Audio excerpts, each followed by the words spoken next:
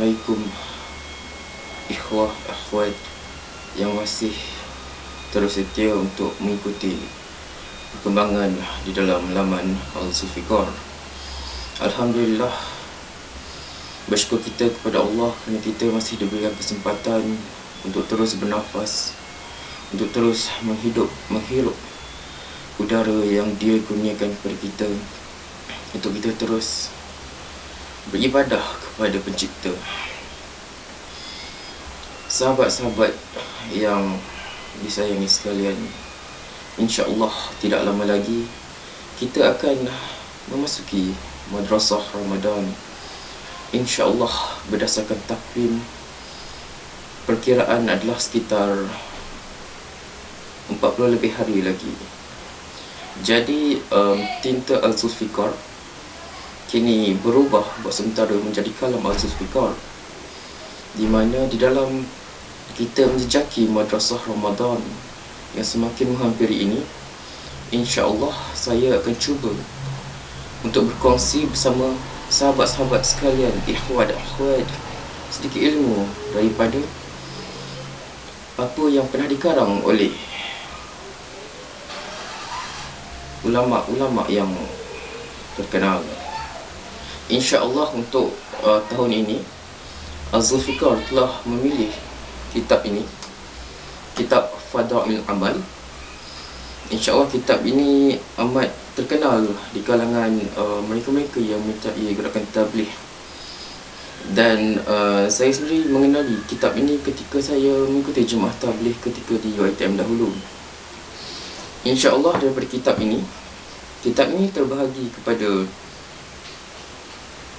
7 bahagian yang merangkumi kisah para sahabat, fadilat Al-Quran, fadilat solat, fadilat zikir, fadilat tabligh, fadilat Ramadan, kemudian umat dan juga penyelesaiannya. InsyaAllah selama setiap hari sehinggalah tiba ke bulan Ramadan, saya akan berkongsi dengan anda sedikit intipati yang ada di dalam buku kitab ini.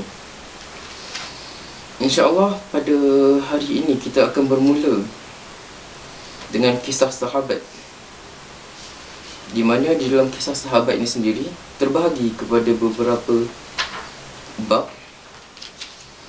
Okey, kita tidak akan mampu untuk cover semua bab ini, tapi insya-Allah saya akan memilih beberapa bab, iaitu seperti bab ketabahan terhadap kesusahan untuk agama, takut kepada Allah, ketakwaan, yakni sifat berhati-hati, kegairahan mendirikan solat serta khusyuk dan khuduk dalam solat, bersimpati, ithar, yakni pengorbanan dan berbelanja di jalan Allah, semangat dan kesungguhan terhadap ilmu dan juga semangat keagamaan di kalangan wanita, tidak lupa semangat keagamaan kanak-kanak dan juga kisah-kisah kasih sayang terhadap Nabi SAW.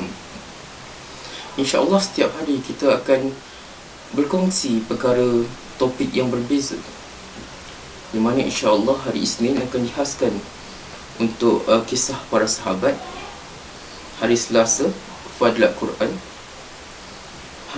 hari Rabu fadilat solat, hari Khamis fadilat zikir, kemudian umat pada hari Jumaat, dan insyaAllah pada hari-hari yang lain saya akan berkongsi dengan anda sedikit daripada buku ini.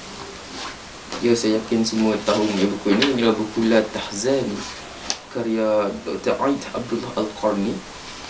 InsyaAllah kita boleh memetik sedikit daripada ini untuk dikongsi bersama.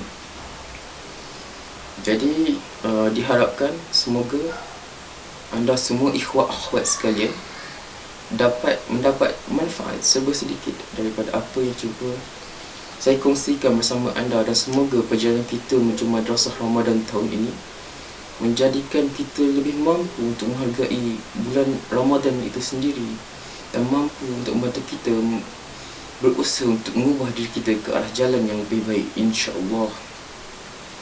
Jadi sekian dahulu untuk pendahuluan untuk permulaan program Madrasah Ramadan Al-Zulfikar.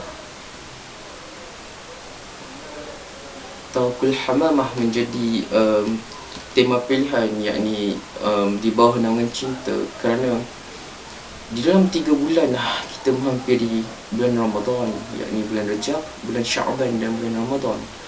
Terlalu banyak rahmat serta pahala yang Allah telah janjikan kepada kita, yang insya-Allah jika kita mampu mengambil manfaat darinya adalah sangat-sangat berguna untuk kita semua, insya-Allah. Jadi semoga kita semua sentiasa berada di bawah naungan cinta Allah Subhanahu Wa Taala yang telah menciptakan kita. Jadi insya-Allah kita akan bergerak terus untuk segmen pada hari ini, iaitu kisah para sahabat. Bismillahirrahmanirrahim. Assalamualaikum sahabat, ikhwah dan akhwat sekalian. InsyaAllah pada malam ini kita akan bermula dengan kisah para sahabat. Dan insyaAllah pada malam ini tema kita adalah tajuk pertama, yakni tabah terhadap kesusahan untuk agama. Kisah pertama yakni kesyahidan Hazrat Anas bin Nadr. Hazrat Anas bin Nadr radhiyallahu anhu ialah seorang sahabat yang tidak dapat menyertai peperangan Badar. Beliau sedih tentang perkara itu dan mengutuk dirinya dengan berkata, Badar ialah peperangan yang pertama dan agung dalam Islam, sedangkan engkau tidak dapat menyertai peperangan itu. Beliau bercita-cita sekiranya ada peperangan lain, maka beliau akan tunaikan tuntutan semangatnya. Secara kebetulan, peperangan Uhud pun tiba. Maka beliau telah menyertai peperangan itu dengan penuh kepahlawanan dan keberanian. Dalam peperangan Uhud, orang Islam telah menang pada permulaan perang itu, tetapi akibat satu kesilapan, orang Islam akhirnya kalah.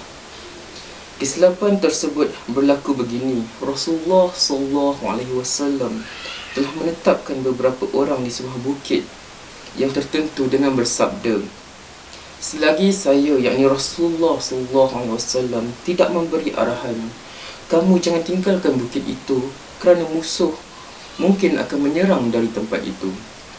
Orang-orang Islam telah menang pada mulanya.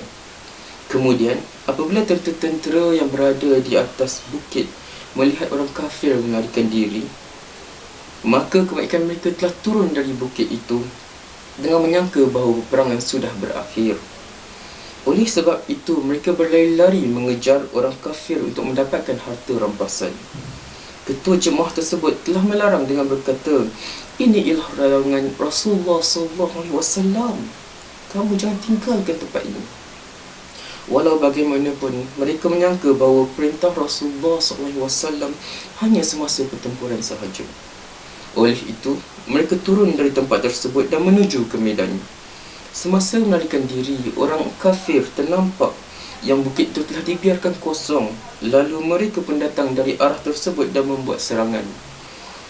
Pada ketika itu, orang Islam berada dalam keadaan leka.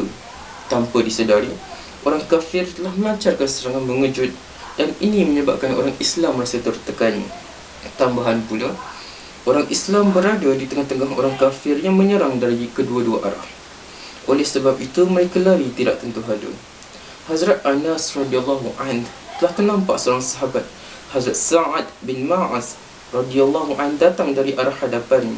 Beliau berkata, wahai Sa'ad, ke mana engkau hendak pergi? Demi Allah, keharuman syurga sedang datang dari arah bukit Uhud.